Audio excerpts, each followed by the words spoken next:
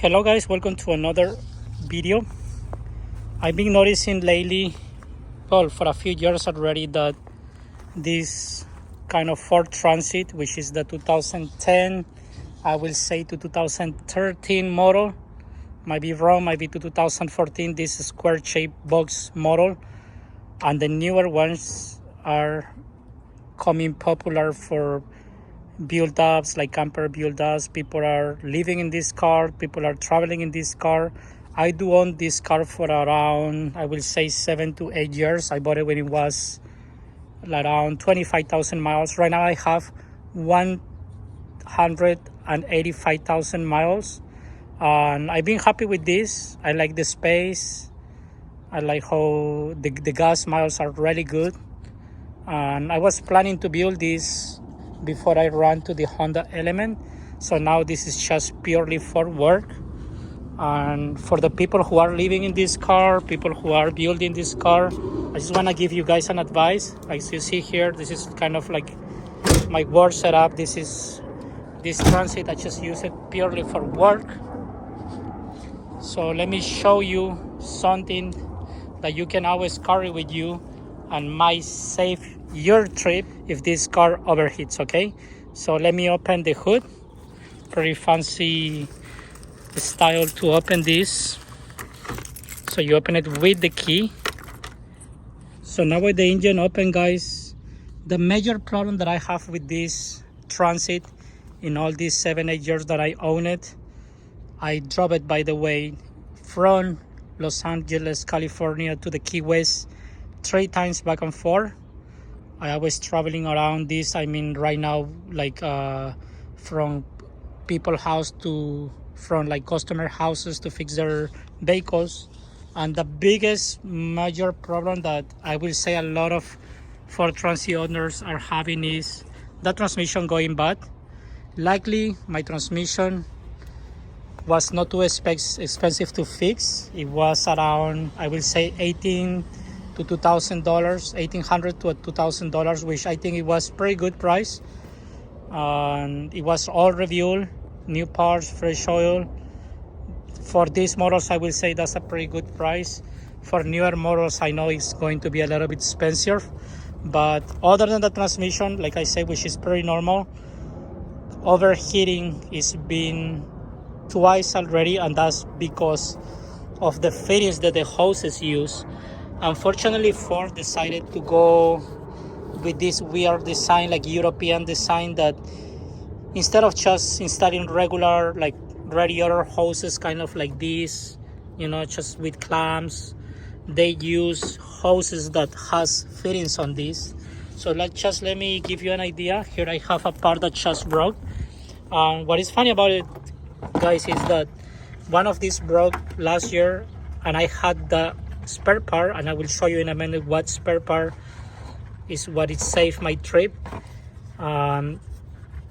This one broke on me like today. Last time it broke something similar to this, but these like kind of T-shaped connectors are like kind of a plastic material. They do disintegrate with time, and trust me, this one will let you strain it in the freeway when you're traveling. And just to give you an idea, right there, see if I can give a better light. So right there, as you see the 2 clamps, that's where I install just like a quick connector to fix it. Sorry, because it's really sunny right now, but exactly where you see those 2 clamps, this is where these parts came handy. This quick connector that you can buy it at AutoZone for like a few dollars, I will say like $5, part number 47080. Also, it will be a good idea to carry a few of these clamps and a T-shape 3-way connector, which is part number H343. Make sure you always carry a few of these, at least 8 of these. These 2 aftermarket parts just save my driving, my trip twice already. Like right now, I got my car overheated. It's getting very hot here in Southern California. Sun is burning around 89 Fahrenheit. Car started overheating. I come here and this part just broke. As you see, this one has like a quick connector tool, kind of like a European style. For my opinion, that's trash, but you know, it's what it is. I'm gonna take care of the car.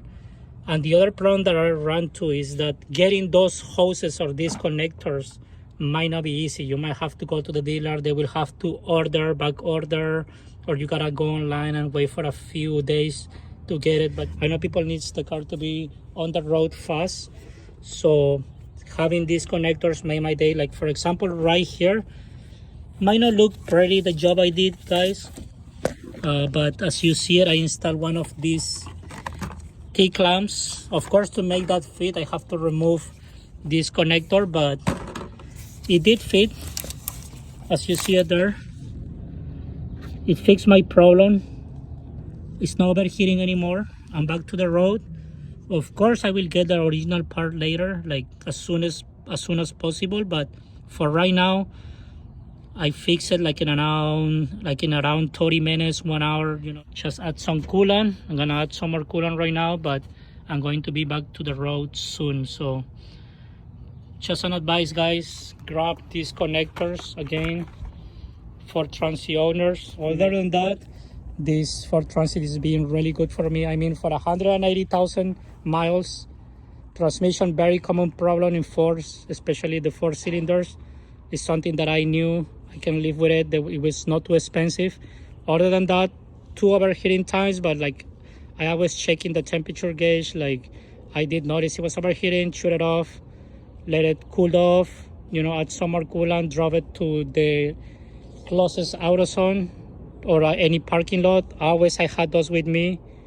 Also, last time I fixed in another place. I don't remember, but it was around here. Yeah, it was like around there. Hard to see it in the video, but I did use one of these, but I bought it at Home Depot. Also, Home Depot has great like copper connectors, which I kind of like too, but then later I replaced it. So other than that, oil change, spark plugs, water pump, which is pretty normal for an 180,000 miles vehicle. I like these cars, a lot of space. Not sure how many miles it will last, though. Right now 180,000, I feel like it's already paid off, especially that I use it for work.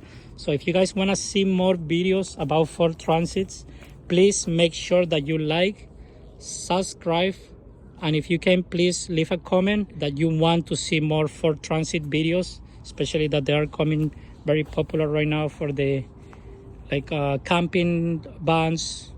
And why not, I might end up building this as a second camper van, especially that right now it has 180,000. I'm currently looking for another vehicle just to replace this one for work. So my converted, guys. Thank you so much. Have a good weekend. Bye bye.